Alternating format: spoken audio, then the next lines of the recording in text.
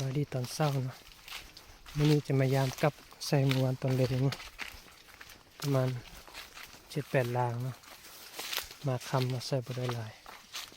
นี่เดี๋ยวพวกมาอยู่แคมป์บ้านเนาะเดินกันมายามกับตอนเช้าเนาะมันจะถึกจากตัวบนใจ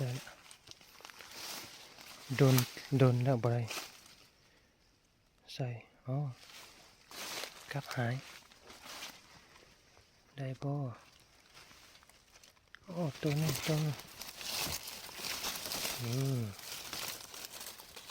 หนูพุกเนาะหนูพุกโอ้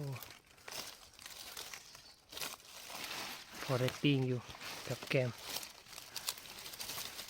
บ่ใส่หลายนะมื้อนี้ใส่ประมาณ7 ลาง8 ลางสิเนาะพอดีออกมาค่ำแล้ว5 โมงแล้วมาฮอดป่าพี่ค่ำแล้วใส่บ่ทันเนาะได้ประมาณ7-8 ลางโอเคฮะจะเบิ่งลางต่อไปว่าได้บ่เบิ่งกันได้ถือบ่ถือโอ้ตัวนี้บ่มีเนาะบ่ลันบ่มานะหอยมันขุดนะมีหูไล่หอยขุดมันไล่แต่ว่าลางนี้บ่ได้นะมื้อนี้บ่มานปานใดเนาะกับเก่าลางได้หนูพุกตัวนึงกำนกเข่าตัวนึงได้2 ตัวนะ